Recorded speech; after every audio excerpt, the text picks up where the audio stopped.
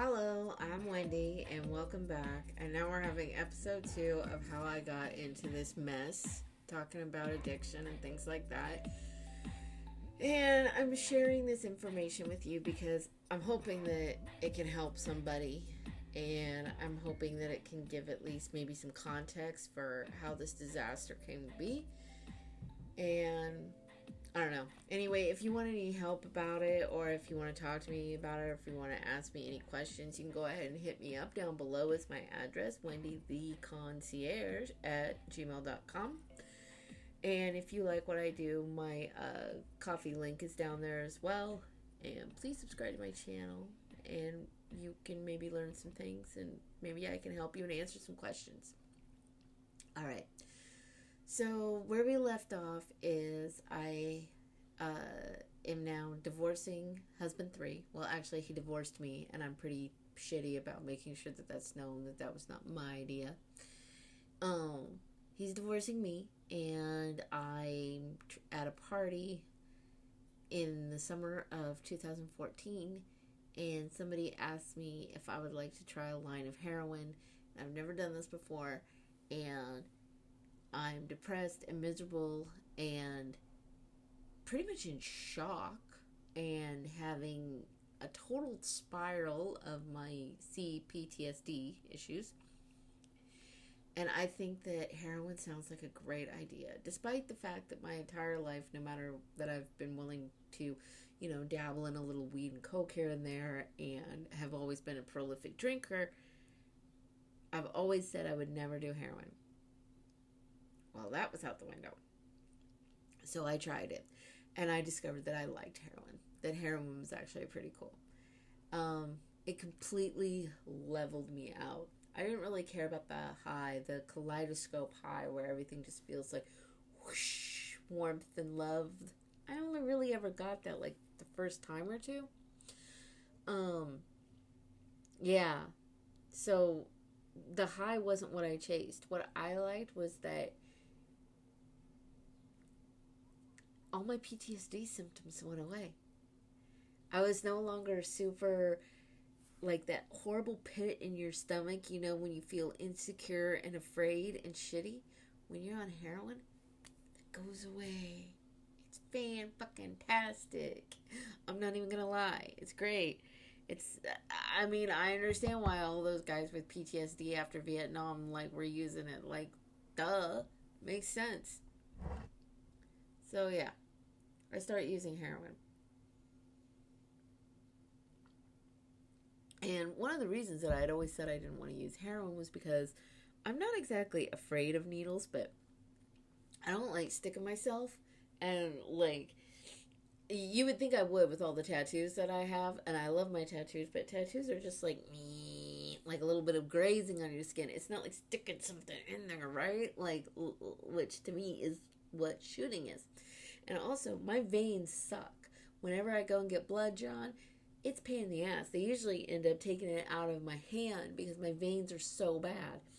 So, to me, I was just like, well, clearly that's not, something that I need to be doing. Well, when I tried this heroin, though, I hadn't realized that you could sniff it. It was powder. Oh, shit, my whole world just opened up. This is pretty cool. And I had read, about people being very addicted to heroin. I had read about the opiate crisis. I'd had a friend of a friend of a friend, somebody in our general mommy circle who had just lost a teenage son to opiate addiction through running into some drug dealers who beat the shit out of him or something. It was just horrible, horrible situation. And, I really shouldn't have been involved in this. You would think that I would have been like, no, it's not for me. It's probably not a good idea. I was so depressed that I just didn't care. You probably could have asked me if I wanted to drive 90 miles an hour off of a cliff, and I would have been like, oh shit, let's try it. I was just flatlined. Nothing. I was faking it really well. I was trying to do the strong, everything's fine, let's do it. And after all of the death and misery and trauma in my life, I just couldn't anymore. I just cracked. So I started using heroin. And around this time, I didn't meet him. I've known him for the better part of 20 years, but I got in touch with the man who had become my fourth husband. And he was very much a libertarian sort of fellow in that, he didn't really have any rules, boundaries, or limitations. He was allergic to authority, as one of his friends put it once, and that's probably the most accurate description of my husband I've ever heard of. He always wanted to test everything. If you put a limit in front of him, he kicked it over. If you told him no, that meant that he would find a way to do it. And so doing copious amounts of narcotics was just something normal with him, He liked to try things. He liked better living through chemistry, as he called it. And don't get it twisted. It's not like he sat there and held my arms behind my back and forced me to take drugs or something. Absolutely not in any way, shape, or form. That is not what happened. However, he did provide an environment where that seemed like a perfectly reasonable choice and thing to do. And so I'm pretty terrible at setting boundaries myself as well. So you've got two people now who have no boundaries whatsoever, don't give a fuck about rules. And so what did we do? We sat around, did drugs all day, and discussed philosophy and had intellectual debates. And, it was all very academic and bohemian. And we were so worldly and cultured with, giant fucking bills to our opiate dealers. And we tried everything. It wasn't just heroin. It was also, Dilaudid, morphine, anything we could get our fucking hands on, we were doing it. And there were times where I didn't use because I didn't want to become addicted.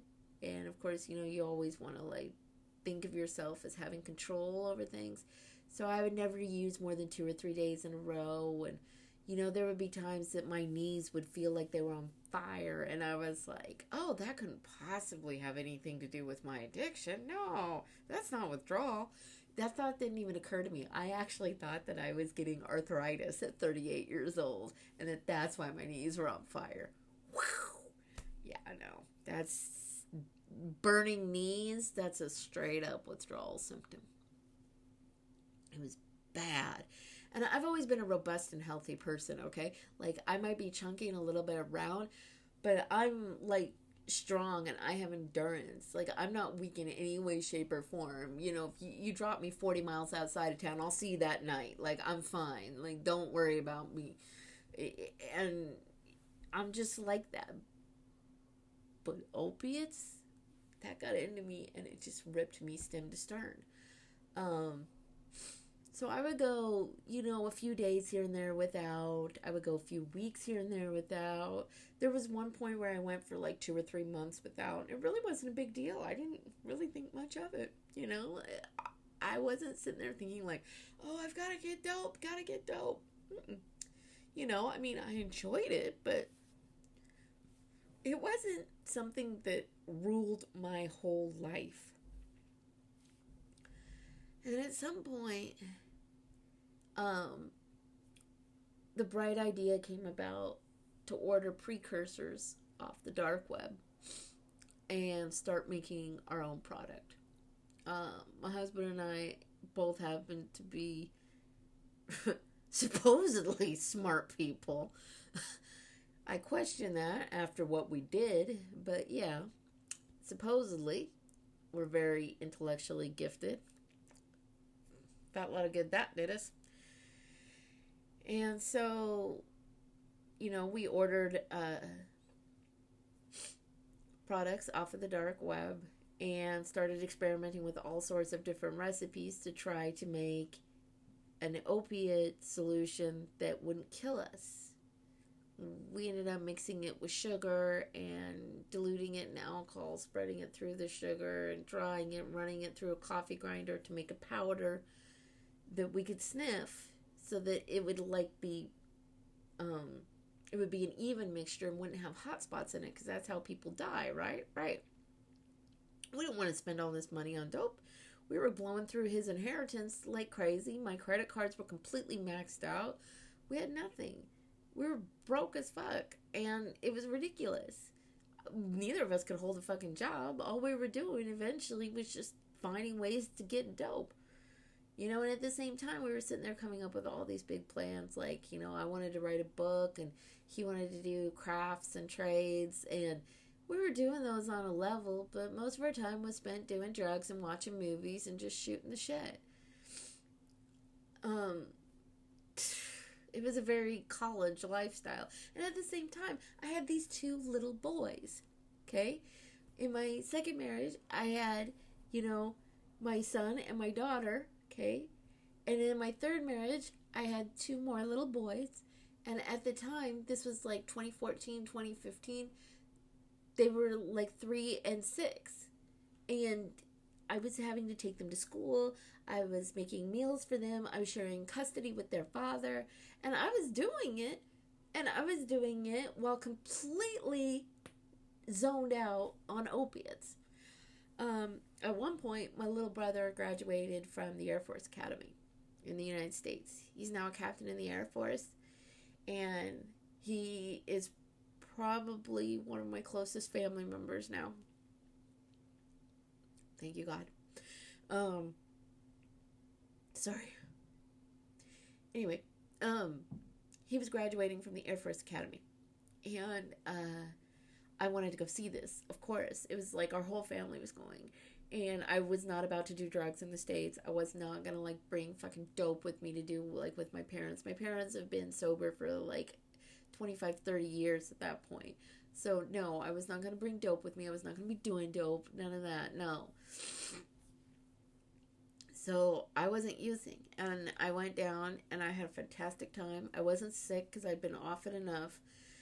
And that was probably the last time that I was sober until I got arrested. I came back, and I went to a party with my current husband, and we started using heroin again that night, and I was throwing up from it. I had never thrown up from using opiates before, but I was that night. Yeah. And I mean, at that point, it should have been like, let's stop, but no, my thought literally was, oh, I don't have to travel anymore, I don't have to go to the U.S., so it's okay. I can just, you know, use all the time now. It'll be fine. And if I hadn't had to have a job and a life and stuff, I probably would have been fine. But you can't hold a job when you're strung out like that, when your main priority in life is finding dope. At some point in December of 2015, we decided to go down and visit my parents in Omaha. And this time we decided that it's okay to bring dope with us because, you know, we're not actually going to be staying at my parents' house. So therefore, it's okay for me to do drugs while I visit my parents, right? Right. Addict thinking here. So we bring dope with us. I don't even remember how we brought it. Like, it's those of you who've done it know that it's really not that hard, you know? So we brought stuff with us, and, you know, we were using, and, you know, we kept it together, and, you know, had a reasonable visit and stuff. Lovely Christmas, stoned with my parents. And they didn't really notice because, again, we weren't the kind of users where we wanted to be just completely fucked out of our tree. We just wanted to level things where we didn't feel like shit anymore. And, of course, the more that you use to stop feeling like shit, the more that you need to use to stop feeling like shit, because your tolerance keeps going up and up and up and up and up. In the winter of 2016, my husband decided that he wanted to move permanently to Omaha, Nebraska. And I almost passed out because I knew that you cannot keep up a prolific drug habit and live in the United States. You are going to get arrested by definition.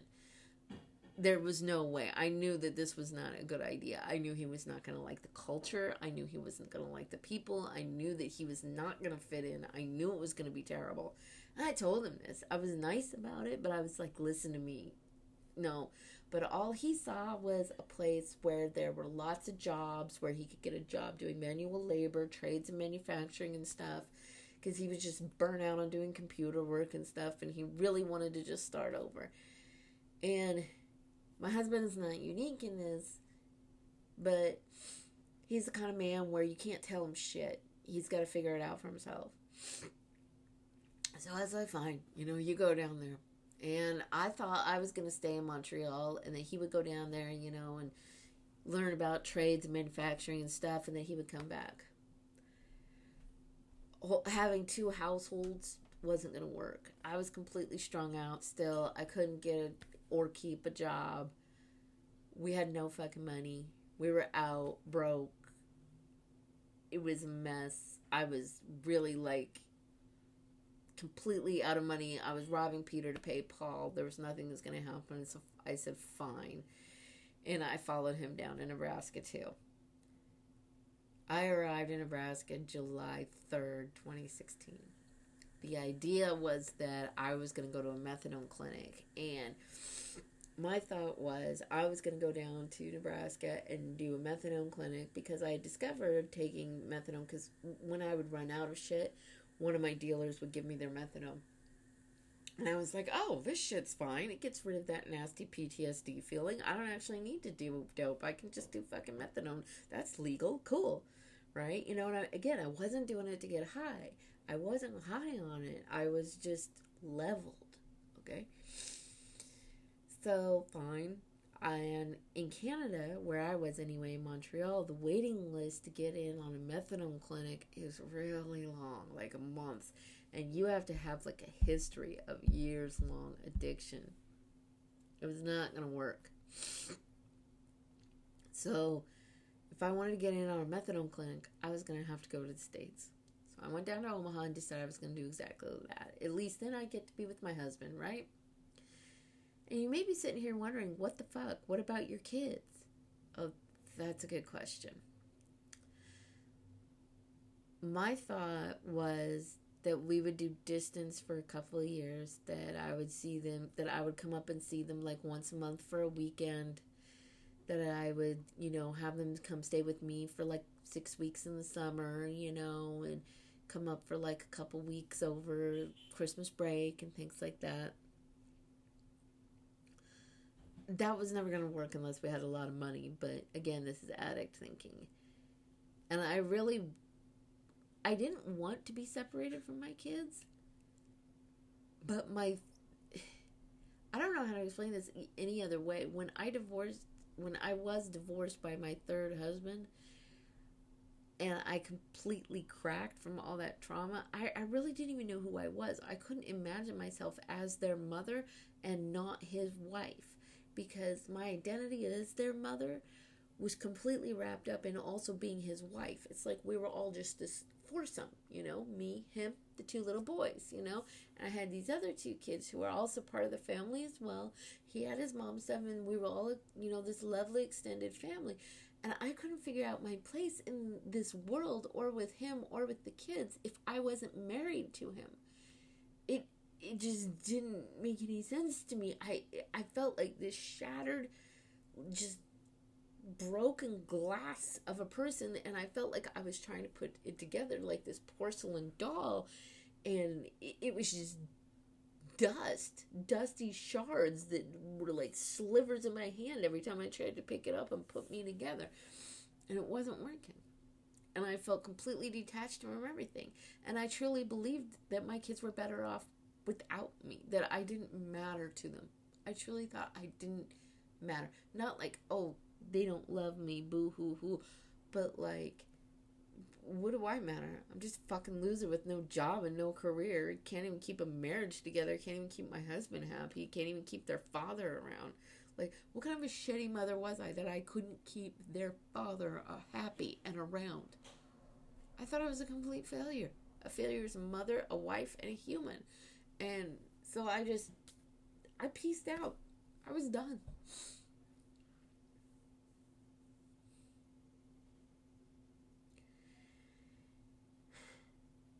And when I close my eyes just now like I did, I can still smell the scent of my littlest one's hair as I hold him close to me.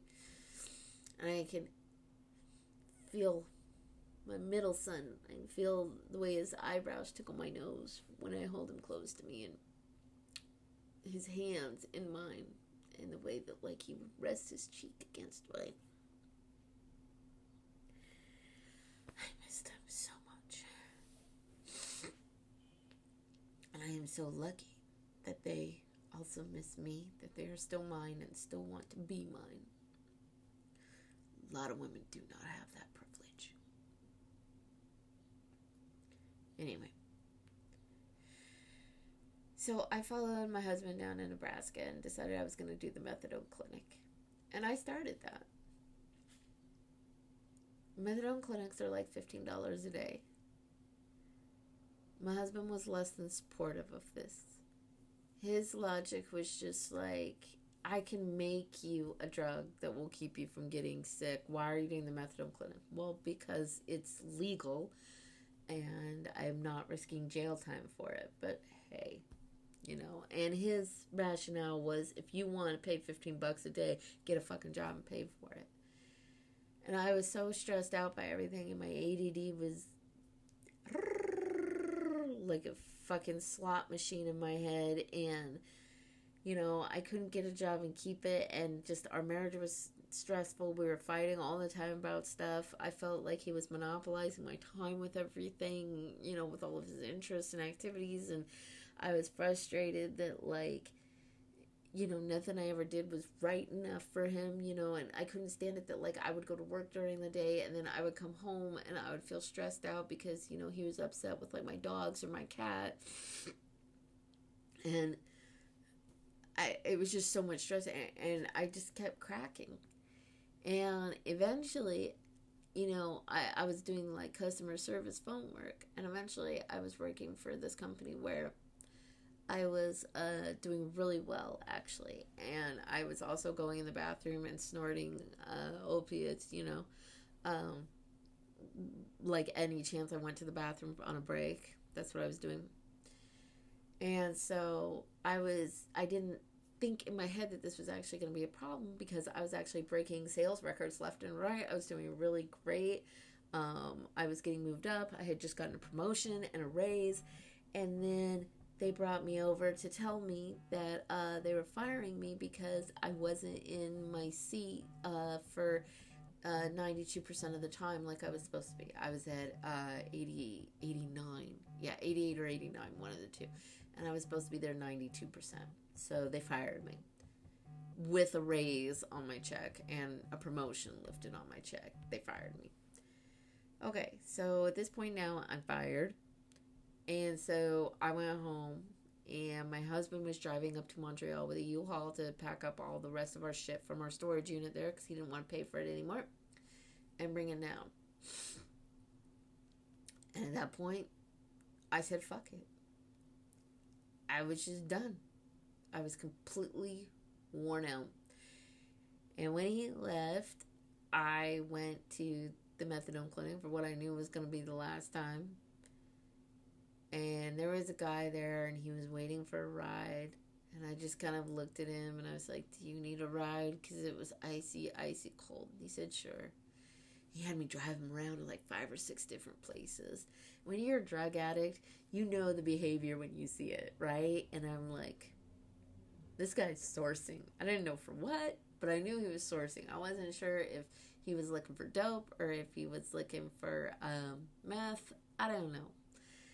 And so we're at my house, you know, and I ended up bringing him over to my house. I was like, do you want to, like, come over? And I don't even fucking remember why I brought him over. But I was like, you know, somehow we got on the subject that I realized that he was open to still using. And I said, I have this stuff that my husband and I made. It's an opiate. It's not going to kill you. It's not going to get you high. But it'll get rid of any cravings you have. You want to try some? Sure. So I gave him some. like a to-go bag. That should have been enough to last him a week. He came back the next day and said that he needed like 3 times that much and that he had a bunch of people who would be willing to buy some. And I had a substantial amount of it, and I no longer had a job, and I had a husband who wanted money from me, you know. So I decided that it would be a great idea for me to become a full-time drug dealer at that point. And I did. And then my husband came back from Montreal with our stuff, and I told him that we needed to make more stuff and that I had a few people who liked to try it, you know, and he was a little freaked out. He wanted me to be careful and all that. I thought that I always make this mistake of thinking that most people are going to be sensible. That's a very bad mistake, especially when you're doing illegal activities.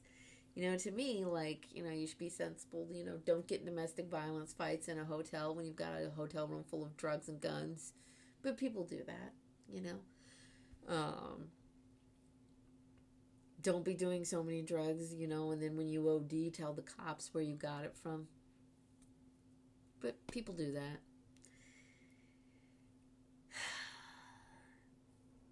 I ended up meeting more people through people.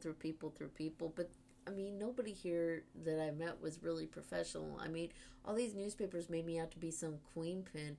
And I'm like, what queen pin are they fucking talking about? I couldn't get 6 people to put together $300 to get this motherfucker out of town on a Greyhound to go to Boston to visit his kid. Like, does that sound like a queen pin to you? Come on. It was just like, total, like, hillbilly white trash bullshit. Like, I'm not even kidding. It was ridiculous. People living out of these like $40 a night motels, and you know, just seeing them, just a lot of people with a lot of stupid behavior and stupid activity. And then my kids came to visit me for the summer, the 2 youngest ones.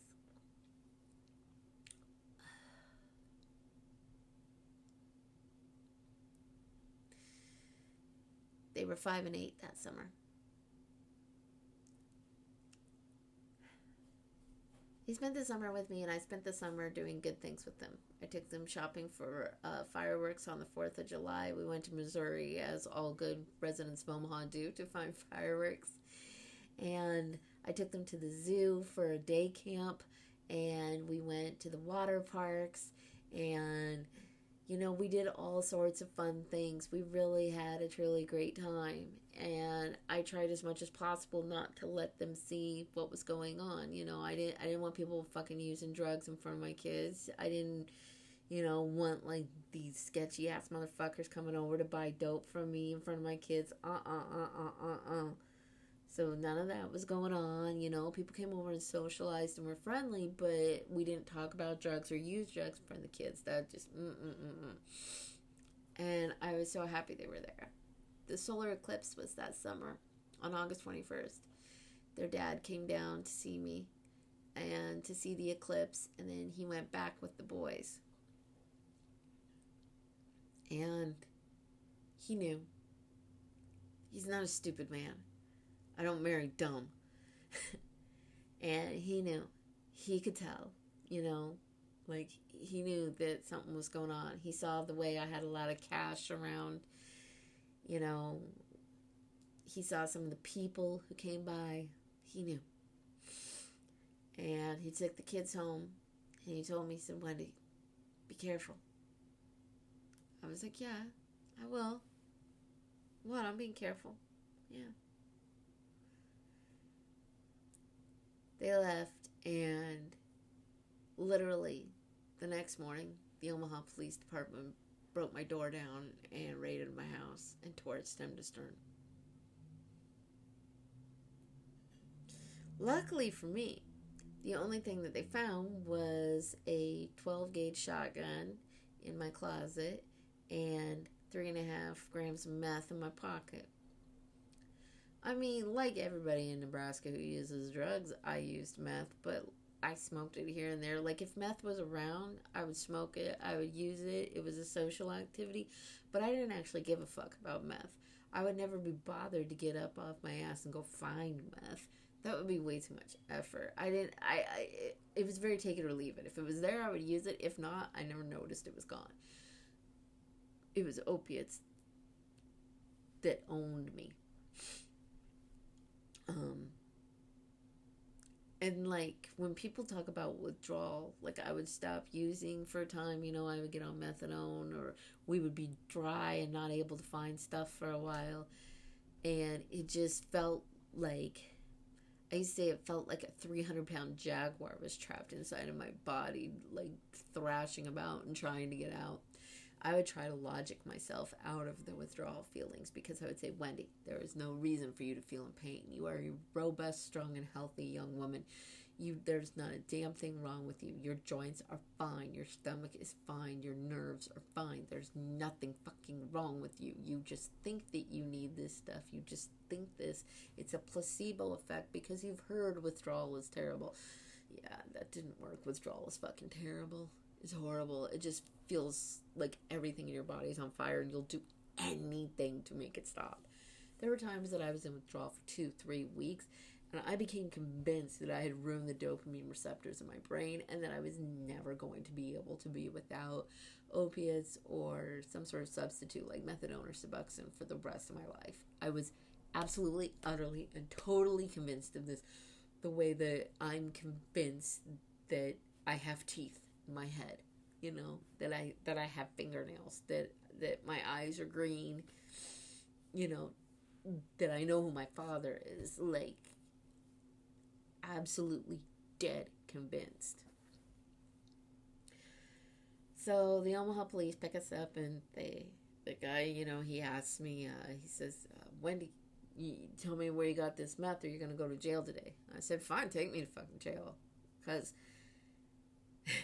I had spent my entire adult life in Canada, right? And in Canada, when you get arrested like that, they take you down there and they book you and they send you on your merry way. They don't fucking keep you in jail for an 8-ball. You got that fucked up. That don't happen. Never.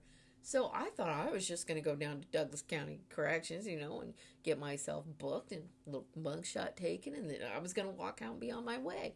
Who gives a shit, right?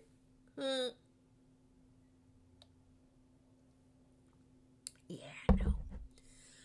So they take me down to the jail. I get booked in, and they put me on a fucking $500 bond for 3.5 grams of felony possession meth. Yeah. My husband, in the meantime, is on a $1,500 bond for felony possession of a firearm, because he has a felony conviction from like the early 90s when he was in university in the States somewhere. All right. So great. That's from, actually, I think that conviction was from the 80s. It was a long, long, long ago conviction. He should have had that expunged. Whatever. So after a couple days, we get out. I'm in withdrawal again. My friends pick me up. We go. We get some dope, and we feel better. We get some money together, and we get my husband out. Now, intelligent people who are not addicts at this point would have taken this as a wake-up call and said, maybe we should stop selling dope. Me and my husband? No, we doubled down. Yeah, all of a sudden I decided that I wanted to start making a lot and selling a lot, because all I wanted to do, I wanted to make $500,000, and I wanted to take all that money back to Canada and buy a house and just chill. I never wanted to fucking be in the States. I didn't want to be here. I want to be home with my kids and my family, and I wanted to be back in Canada. And so I decided that $500,000 was a reasonable goal to hit. And so I made a plan. I decided, we were going to take a couple years to do this, and yep, let's go. All right. And so we started, negotiating with some other people, some large-scale buyers. And at this point, we were making, maybe $1,000, $2,000 a week. And we had just started negotiations to where we were going to start making around $5,000 to $10,000 a week. And I know those of you who have been dealers are sitting here listening to me going, "Oh, she's lowballing the numbers, so she did." No, I'm not lowballing. We were that small time, and they came after us. Yeah. But in the meantime, in September and October, some very volatile users had OD'd. There was one guy in particular that was really my downfall. He was an extremely reckless user, and I cut him off. I didn't feel right giving him stuff because I was afraid that he was going to continuously just keep overdosing himself and that he was going to hurt himself. Because, yeah, we made it so that it wasn't easy to overdose on it, but you still could overdose on it. You know, you just keep doing it when you don't need anymore.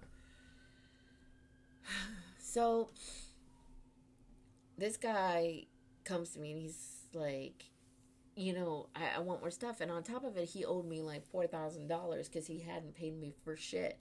And I was like, Jeremy, I'm not going to, give you any more shit. And he was like, what? Why? And he acted like I was just so fucking unreasonable. And he's like, listen, I know I did all this stuff that I was supposed to sell for you, but just give me more so that I can make it back. And I'm like, so I gave you dope to sell. You didn't sell it. You did it all. So now you want me to give you more dope so that you can sell it to make up for the dope that you didn't sell. Do I look stupid? I was an addict, not stupid. So I was just like, I don't know. No, we're not doing this. And so he came to me and he was like, listen, me and my buddy, we robbed a jewelry store. Here's a bar of gold. Will you take that in payment? And I was like, get the fuck out of here. I don't want no fucking bar of gold as payment. Like, it's got numbers etched in the shit. You got me fucked up. No, kid. And man, he was mad. He was furious at me that I wouldn't sell to him anymore. I was like genuinely scared. I was freaked out. I wasn't very happy. And like, so I've got this guy acting like a freak.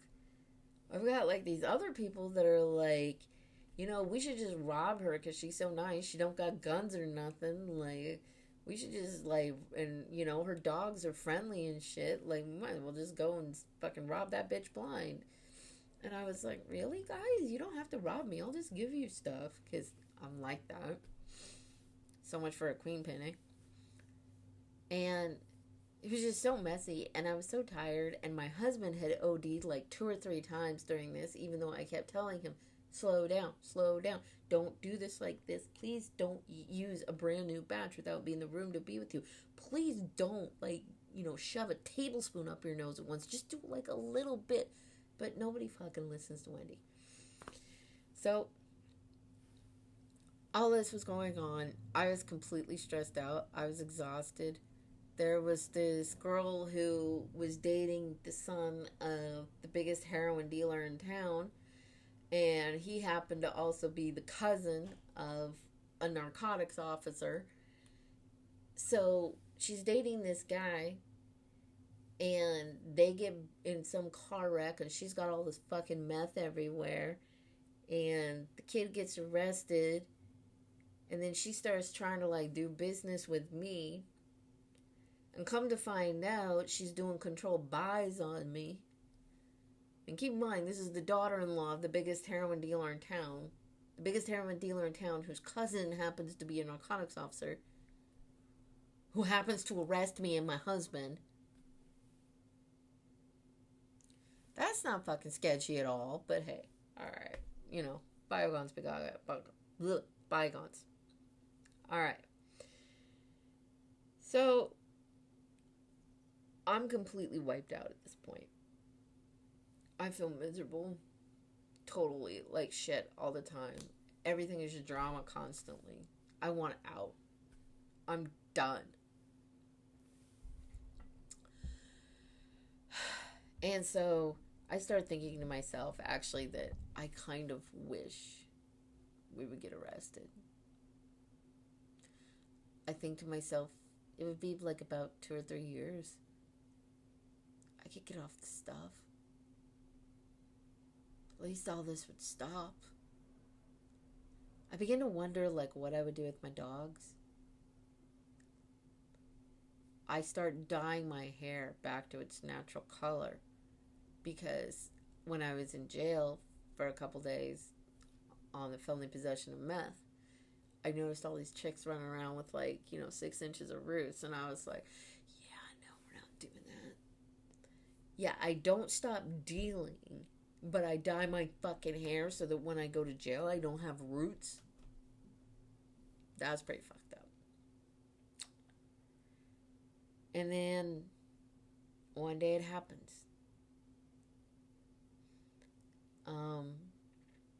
The girl who was doing the controlled buys on me messages me and she tells me she wants to come over to pick up.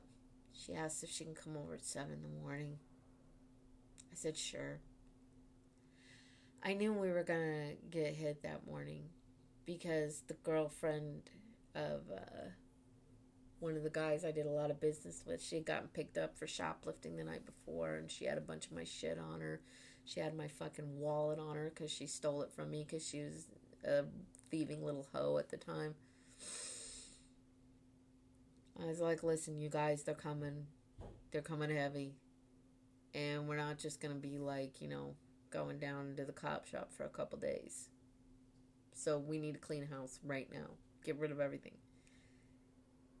And nobody believed me. It was me and my husband and one of our friends. And they just weren't fucking taking me seriously. And so I just kind of sat down in my chair. I just sat there and blew lines and smoked meth and drank Corona. And I knew the cops were coming. This girl, she keeps asking me, like, you gonna be there at 7?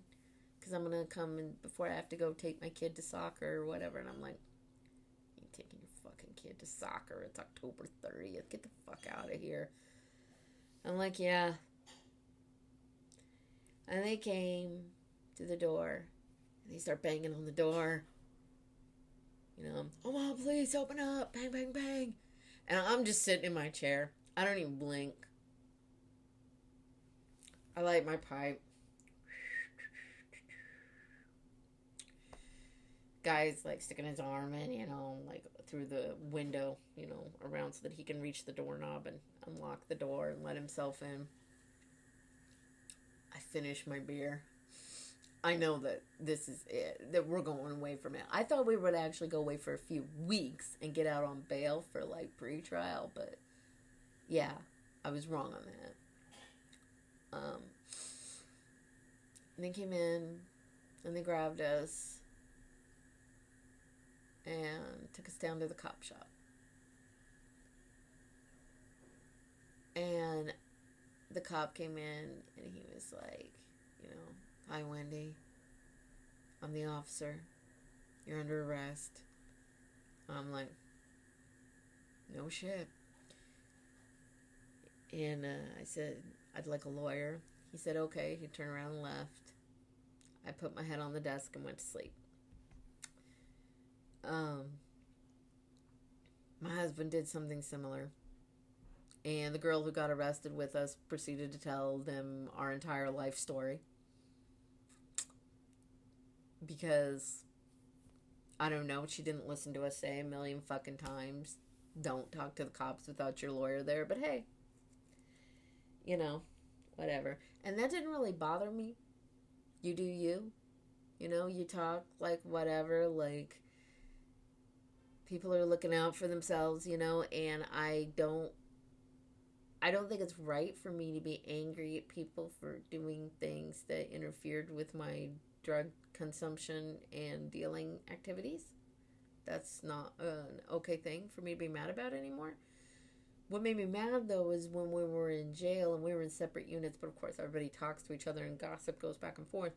She was, like, doing this whole, like, thug life, like, yeah, I don't snitch. I'm big. I'm tough. I'm gangster girl. Yeah, I'm no snitch. Bitch, please.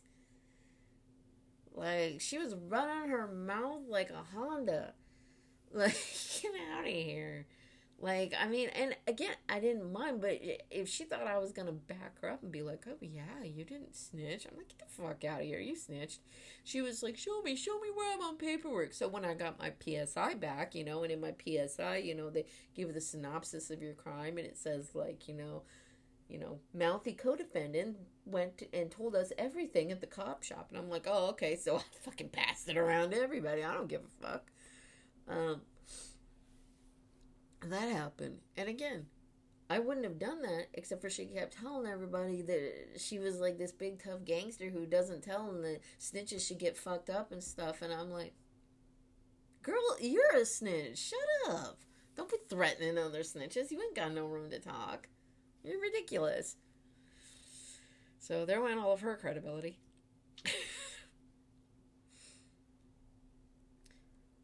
But when I got arrested, I realized that I had a few hours before I was going to start feeling really terrible. And a lot was going through my head at the time. I was supposed to be getting on a plane to go to Montreal. I was supposed to enjoy Halloween in Montreal. My daughter and I were going to go to a Leonard Cohen tribute concert.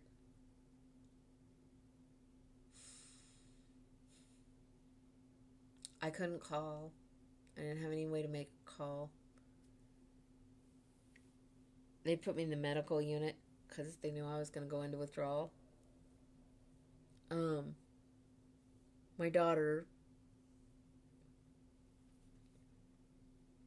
I feel really guilty here. My daughter was 18 years old at the time.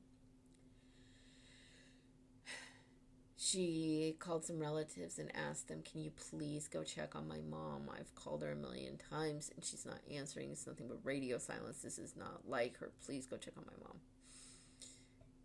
The relatives were like, oh, well, like, I might if I have time after work tomorrow. And my daughter was just dumbfounded. She was like, where's my mother? And she ended up calling 911. She called the FBI. She called everyone. She launched an international rescue effort for me.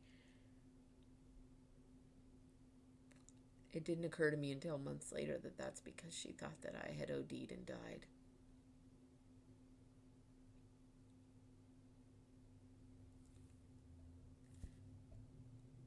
I know what it's like to know that your mother is dead. And I put my daughter through that unnecessarily. I suck.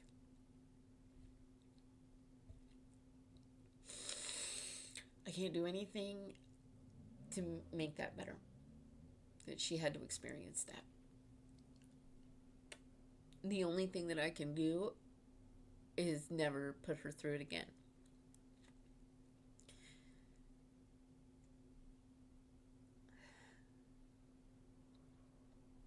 Yeah. So I sat in the medical unit for, I don't know, 3 or 4 days. And then when you're in there, at least at this jail in Omaha, at that time, all they did was, like, give you some shit, like, I don't know, like some Tylenol, some Librium, like, basically, like, Benadryl type stuff, like, about that level of strength. So it really wasn't that deep. It's not like they were giving you methadone or Suboxone or something to help you get off of it. No. They were just, all it did was just kind of, like, it made the shit feeling go from a 10 to, like, somewhere between a 4 and a 7. Depending. And what I thought was really fucked up was they kept you in medical for the first 3 days. And I'm like, yo, I'm not going to start feeling anything for 3 days, Like, 3 days, I'm just, like, depressed right now because I just got fucking arrested and I know what I'm about to go through. This isn't even the beginning of it. Well, then they sent me to the lockdown unit, which is where they put all the people who were, like, head cases and people who were there on discipline. And so we spent a huge chunk of our day locked in our cells. And I was feeling really depressed, obviously. I was really upset. And I was starting to feel the withdrawal. And I just wanted to beat my head into the cement floor and I wanted to smash it like a watermelon because I was starting to realize what had happened, okay?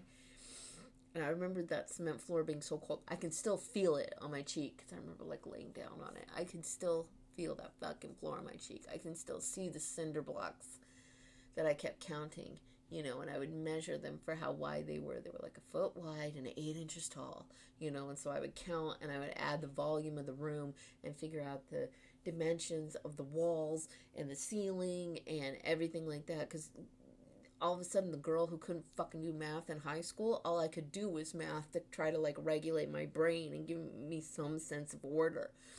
Math was like my godsend at that time.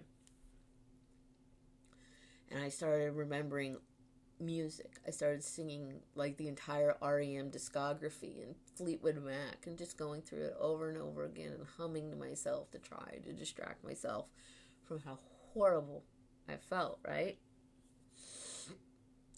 And I could hardly move.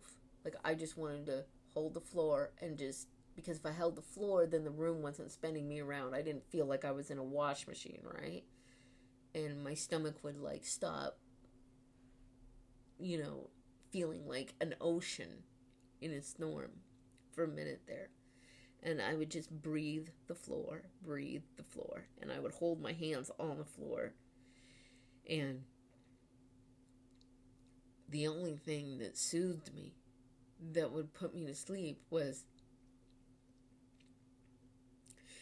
I would remember being a little girl in my grandmother's lap, my father's mother's lap, and the way that she would brush my hair. And just the softness, and I would close my eyes, and I would just remember being a little girl on her lap, and those soft brushes, you know, like the square kind, and they were clear, and they had little white bristles on them, and they were like from the 50s and 60s, and she would use those to brush my hair, and it was so soft, and it would just make me melt. And that was what I used to get me through it. And I thought it was never going to end. I'd been there for like 2 weeks, and I still felt miserable, and they got me up and made me go and talk to a doctor. And they were like, okay, we're going to put you on some Prazosin and some Remron and some Zoloft, you know, because it seems like you're having some adjustment disorder. And I'm like, I've just been forcibly separated from my husband. I can't talk to my children. I'm looking at never leaving a jail for like the next like 10, 15, 20 years. Don't you think that I should be having some adjustment disorder maybe? She was like, yeah, but you're having a lot. And I was just like, no, I don't want this. And even though I still felt like shit, that was the moment where I was just like, no more. Done. I didn't want anything in my head. I wanted to be completely clear. I needed all my wits about me. I wasn't numbing myself anymore. All that did was get me where I was. I was finished. No more. No. So I went back to my cell and I laid down on the floor, and just being gone for like 30 minutes like that, it was like I was completely wiped out. I needed like 2 days to recover from it. I had no strength, no energy. I just barely picked up my food when they were bringing it to me. My cellmate started trying to get me up to like play cards with her. She was at least relieved that at least I showered every day, because that was the one thing I could do. I could make myself get up and take a shower. And I had this thing where, I mean, in general, I like to shower, obviously, but I had this thing where when I was incarcerated, I did not want to be the one that's people were looking at saying, bitch, you need to shower. You know, like, shower and brush your teeth when you're in prison, because that's one thing that you can prevent people from picking on you about. And so I would get up and shower every day. So she's like, come on, play cards with me. And I was like, I'm sorry, I'm a shitty roommate. Like, I'm going to try to, like, be awake more. And about 3 weeks after I was arrested, I even remember I woke up in the morning and I was relaxed. My jaw wasn't clenched. My muscles weren't tensed up. Everything had unwound. I was all warm and soft. I had rested. And I was just like, oh my God, I'm okay. And it was the best feeling in the world. I knew then I was going to be okay. I wasn't going to have to crave dope forever. I was going to be okay. I was going to be healthy and feel good again. I knew that I wouldn't be in prison forever. I knew it was going to be a long time. But I knew it wouldn't be forever. I knew that one day that I would walk out and I would be strong and healthy when I walked out. I felt so fucking good that when they took me 2 weeks later for my federal indictment in court and the arresting officers came and picked me up, I looked at them and I said, thank you for arresting me. They looked at me like they weren't sure if I was fucking with them or if I was being sarcastic or what. I was dead ass serious. I told them, I said, I'm off the stuff now. It's been 30 days and I feel absolutely fantastic physically. At least I have this. I'm going to be okay. And they were like, holy shit, she means it. And I did, because at least I was finally off it. But that wasn't all of it. I was at a jail that was pretty secure. I mean, there were some things that got in, but it was largely meth because that was the drug of choice for people where I was. Nobody was bringing in heroin or opiates or anything like that. And so people would often, tell bullshit to the psychiatrist there so that they could get on things like Boost Bar, which is like an anti-anxiety med that kind of knocks you out. I wasn't about that life. I didn't want to take any from anybody. I didn't want to be involved in that. I wanted my mind sharp and clear again. But it was great that I didn't have people around me, doing opiates and offering me opiates, because for the first 3 months after I got cleaned up, I thought to myself, I can be clean for now. At least I feel better physically. I can't wait till I get out and I can get back on some sort of opiates. But this time I'm going to do methadone. I'm going to have it be a prescription just to get rid of my PTSD. I was very dedicated to this. After about 6 months, it occurred to me, I guess I could be sober if I have to. I guess. And when I say that, I mean completely sober. I have no judgment whatsoever for those of you out there who got sober with methadone and Suboxone. Good for you. Props to you. However you want to do it, great. Go for it. None at all. But for me, I didn't actually need it, even though I liked it. And so I didn't think I'd ever be able to do it without it. So I was like, I guess I could do it this way. I guess. If I have to. Okay. And then I remember it was late in the summer. So, about 9 months later. And all of a sudden it came to me in my head. I want to be sober. I want to stay this way.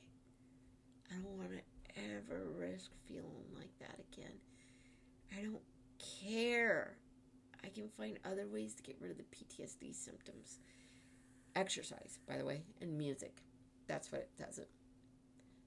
I don't know how I forgot music. Music was always so important to me, especially when I was in high school. It's like I completely forgot it. But you want to know a drug that's better than heroin? Honest to God, music. Those of you who know music is a drug, you know exactly what I mean. I knew then that I would never go back. And I kept that. I stayed sober, even when I left Omaha and I went to Leavenworth and I went to Oklahoma, and then I ended up in Danbury, and I didn't do any more opiates ever again, and I didn't even crave them. But here's the God's honest truth. And this is the thing that really messes with my head. Okay, I think prison sucks. It doesn't rehab anybody, it doesn't teach anybody anything, and it doesn't solve any problems. But the reality is, if somebody hadn't locked me up and made it pretty damn near impossible for me to get my hands on opiates for a solid year,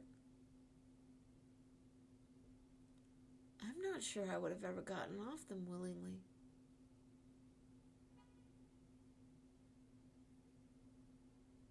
It worked.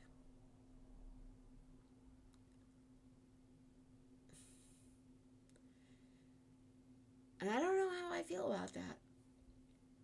I'm really glad that I'm sober. I'm so glad that I have that. But I hate the idea of locking people up. But at the same time, I'm like, maybe we should. But then I think, like, why? I shouldn't get to decide for other people. But nobody decided for me. I was kind of forced into it. But they kind of did decide for me. Because if I wanted to, when I got to Danbury, I could have gotten good and fucked up if I wanted to.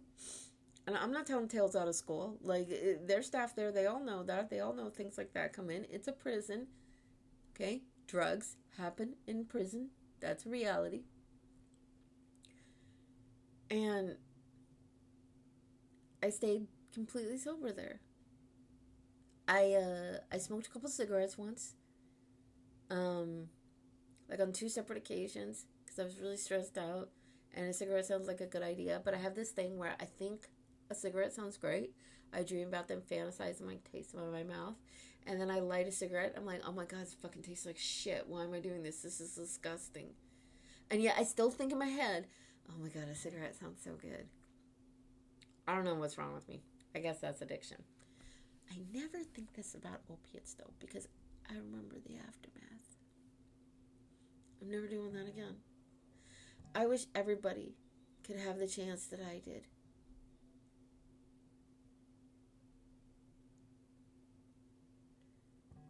But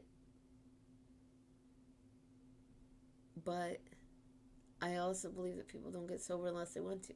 I don't know. So I'm feeling very lucky right now. And at the same time, I know that that doesn't work for everybody because I've got a cousin-in-law who, you know, she went to rehab for like 11 months, you know, was taken in and given court-ordered rehab. She was clean for 11 months. She was out for like not even 6 weeks and blew it all. I don't know. But I can tell you this. I'm never going back. I don't have cravings. I'm not interested in using. Sometimes I wonder if I'll be able to drink again. I think an ice cold beer sounds fucking fantastic. But that's not something that can be a part of my life right now. I can't have a beer today. So I'm not having one today. And when a time comes when I theoretically can have a beer, I'll deal with that then. But that day is not today. So I'm not thinking about it today. I find other things to do. I love walking outside. I love exercise. I wish I had an elliptical machine. I would love to do 5 miles a day on an elliptical. That wears me out for good. For right now, I settle for going on long walks. When I say walks, I'm not talking a leisurely stroll. If I can hold a conversation with you while I'm walking, I'm not walking fast enough. That's just how I feel. So, these are the things that I do now instead of using drugs. That's never going to be a part of my life again. It can't be. It won't be. I can't do that to my kids. I can't do it to my family. And most of all, like, I got out of prison stupid early, right? where are we now? Like 600,000 dead Americans. If they hadn't died, I wouldn't be sitting here talking to you. If my lawyer hadn't put her career and home on the line to get me out, I wouldn't be sitting here talking to you. If a judge hadn't put his professional reputation on the line and ordered me and 16 others out of Danbury when he did, I wouldn't be sitting here talking to you. So doing anything that would put me at risk of getting myself back there would be so disrespectful to them. It would be just, it would show a mind-numbing lack of gratitude.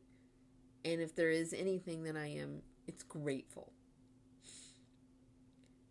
I was talking to a counselor the other day that I went to go see to discuss my ADHD symptoms because I want to get some help for dealing with them. Because I'm making some big changes in my professional life and stuff that I'm going to talk to you about later. But I don't want to lose any of it. And the guy said, so why are you seeking, help for your ADHD now? And I said, because everything in my life is awesome and I don't want to lose it. And it just fell out of my mouth, and I realized that it is. I wake up every single morning. I feel fan-fucking-tastic physically. I'm in a beautiful place. I'm on the East Coast with great people. I've got a fantastic support system, a great lawyer, great doctors, a judge who believed in me enough to send me out. I've got all these people pulling for me. My daddy is my biggest cheerleader right now. And we're getting along great. My kids, I talk to them all the fucking time on video visits. Even like my ex-husbands, I'm getting on with them just great. I'm making changes in my career. I'm really putting together a good life right now. What do I have to fucking complain about? I don't have a problem in the world. So, no.